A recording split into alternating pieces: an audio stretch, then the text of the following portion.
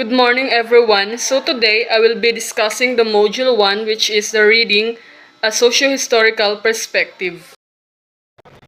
Before we proceed to our discussion, let me tell you first the objectives so that we will be guided. Number 1. Enumerate and describe the stages of the development of oral language and writing systems. Second one, explain a diagram showing reading in terms of the three-way relationship of experience, oral language, and written or printed symbols as it applies to humankind as a whole and the individual reader. And the last one, draw an implication from the socio-historical view for reading instruction. Reading begins with wonder at the world about us. It means it starts with recognition of repeated events like thunder, lightning, and rain. It starts with the seasons of the growth of things, and it starts with an ache that vanish of food or water. It occurs when time is discovered. This natural curiosity drives us to explore and understand our environment, leading us to seek out stories, facts, and information. By nurturing this innate desire to learn, we can foster a lifelong love of reading that enhances our knowledge and encircles our experiences. Reading begins with the management of signs of things. It means it begins with the mother holding the child's hands, say that the day is beautiful or cold, or that the wind is soft. Reading is signs and portents, the flight of birds, the changing moon, the changeless sun, that fixed stars that more thought the night. Reading begins with the interpretation of signs and symbols that represent objects, ideas, and concepts in our world. These signs, such as letters and words, are conventional symbols that convey meaning. Reading is the practical management of the world about us. It was this for the man at the cave's mouth. It is this for us at the desk, the bench, or the control panel. The special kind of reading that you are doing now is the culmination of all the other kinds of reading.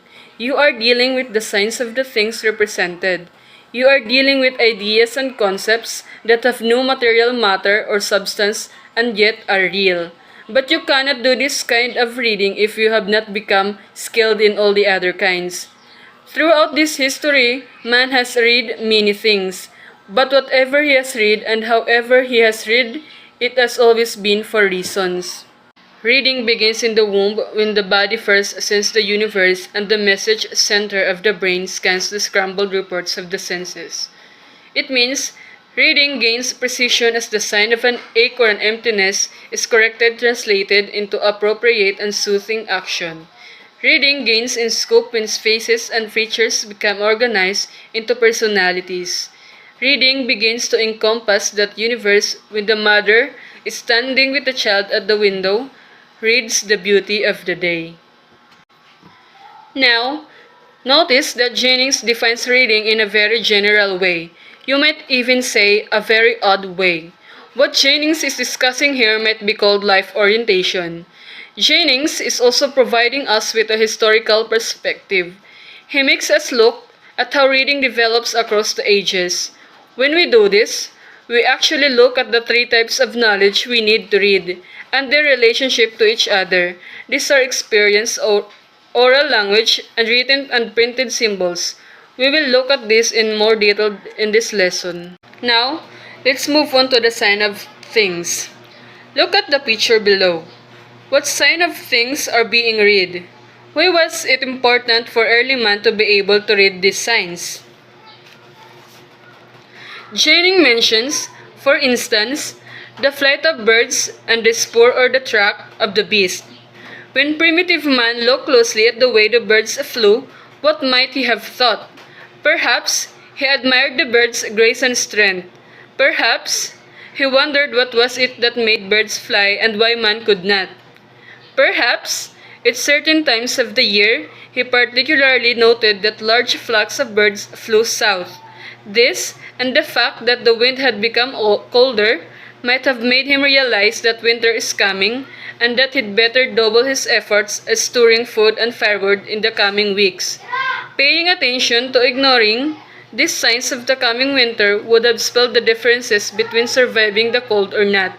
As either prey or predator, early man had to very at identifying the tracks animals made. Animal footprints on the ground, the way twigs and branches of bushes had been bent, these were signs that could mean food or danger. Should he pursue, following the direction of the beast? Should he avoid, going in the other direction? Again, correct reading of these signs would have spelled the difference between survival and death. What Jennings is emphasizing here, you can very well see, is the functional nature of reading. That is, reading is always done for a reason. Reading helps human beings manage or deal with human experience. Though Jennings says that to seek the origins of language will most likely be a fruitless affair. Others, like William Kottmeyer, 1974, think that the teaching of reading might be improved if teachers were more consciously aware of the origins and growth of language. Now, let's move on to the world of words. Language is, without doubt, the most momentous and at the same time the most mysterious product of the human mind. Between the clearest animal call of love or warning or anger and a man's least trivial word, there lies a whole day of creator, or in a modern phrase, a whole chapter of evolution. Meaning, language is a unique and defining features of humans, enabling us to communicate complex ideas, share emotions, and build societies. Its universality across culture and its intricate structure make it a significant product of the human mind. Despite extension research, the exact mechanism of language acquisition and processing remain not fully understood, highlighting its mysterious nature. Now, let's move on to human attributes that foster language development. Manhit mentions two very important human attributes, one physical, the other cognitive, and to this though Jennings adds another, which is a social base. This wonderful vocalizing equipment such as your face, lips, mouth, teeth, tongue, oral cavity, pharynx, hypolarynx, larynx, and vocal cords gives us only the physical capacity for producing sounds. There is another, perhaps even more important, human attribute. This is the capacity to think on a symbolic level. Jennings says that language reflects the ability of the human mind to abstract, to take out of an experience those aspects which that mind considers essential, and then use what has been abstracted to stand for the total act or experience. The third element is a social in nature. Jennings says, without human companionship, without a world of the talk to enfold him, the wild child is only a wild creature. This only means that human language development is supported by a combination of cognitive, social, and physical attributes. Our brains are uniquely equipped with specialized areas that help us process and produce language. Cognitive skills such as memory, pattern recognition, and symbolic thinking allow us to grasp and manipulate complex language systems, while our innate social nature drives us to communicate and learn from others. Additionally, the physical capacity of our vocal apparatus enables us to articulate sounds, making spoken language possible. Together, these attributes creates an environment in which language can flourish from infancy through adulthood. We are now in stages of language development. Now, given that these three attributes makes us humans wired for language, so to speak, we might ask next, how did language evolve? Language scholars who have speculated on the origin of language usually concludes that no one really knows much about it. But most scholars assure us that our cave-dwelling ancestors obviously developed the art over many years from primitive and instinctive cries of fear, pain, joy, and command. This development underwent several stages. The first stage of language development is man uses his vocalizing equipment to make sounds to express himself. Second is Man creates oral symbols and starts expressing them to others, creating a relationship between the sounds and gestures. Third is impractic. Means gestures and movements accompany one-word utterances which were used to symbolize situations. Fourth is emendation. Man realizes the need for a pattern in his utterances in order to better symbolize the relationship he means to express. Fifth is language continues to grow and develop as humans discover new ways of doing things and human interaction continues to grow. The last one is the language evolve because thinking man used oral sounds to symbolize and fixate in his mind what he found significant. Had he not found something significant, language would not have been invented. Let's move to the mark of the book. Revolutionary inventions that have brought man from the level of animality to his present states, which are speech, writing, and printing. Let's tackle first the pictures. Pictures were developed in order to symbolize or represent objects in their environment. After centuries of talking to each other, human being begins to realize how convenient it would be if they could get messages to someone who is not present. They drew pictures. Some of these pictures were drawn on pieces of bark or bone and have been lost. Many were drawn on the walls or caves and can still be seen. The American Indians drew pictures to serve as messages or to be left as records long before the white men came. There are hundreds of such drawings all over North and South America. Not all their drawings, of course, were meant to convey messages. Many of the old drawings are just works of art reflecting early man's needs for beauty around him.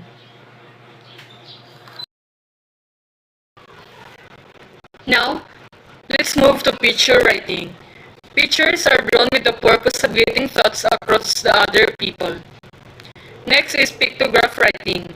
Smaller pictures were used to stand for a word. Eventually, instead of drawing a whole scene to represent a story, people settled upon a little picture to stand for a word. The Egyptians have long ago wrote in this way, and their symbols are pictographs, usually called hieroglyphics or sacred carvings. Some of these pictures were drawn on a kind of paper called papyrus. Great numbers of them, however, were chiseled into stone and had to do with religion and creations.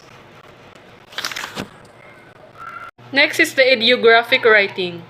Use simpler drawing which were easier to make than pictures but less closely resembled the words being represented. And the next one is the alphabetic writing. Sounds of the alphabet were matched with a symbol. And the last one is the printing. In 1450, Johann Gutenberg invented the printing process called the movable type. This paved the way for the printing of books and many people started to learn to read. Now let's move to knowledge and reading. The preceding sections have shown us how reading developed through the centuries, from the interpretation of natural signs to the special kinds of reading that we do now, which has been made possible by the development of oral and written language. Reading is done for purpose. Early man reads the sign of things to survive. We read for the same reason. Whether for information or for entertainment, modern human beings read for the practical management of their world and their life. Thus squiggles on a page, or on a computer screen, or on a billboard stand for things that are real. Next is historical perspective. Language could not have developed. Next is historical perspective. Language could not have developed without experience base. The invention of writing and printing overcame the limitation of time and space. Next is individual reader's perspective. As I have mentioned earlier, and I quote, reading begins in the womb when the body first senses the universe and the message center of the brain scans the scrambled reports of the senses. Last is implication for reading instruction. Reading is a linguistic process. Children being taught to read must understand the relationship between reading and their language. In second language situation, oral language development in the oral language must be integral part of reading instruction.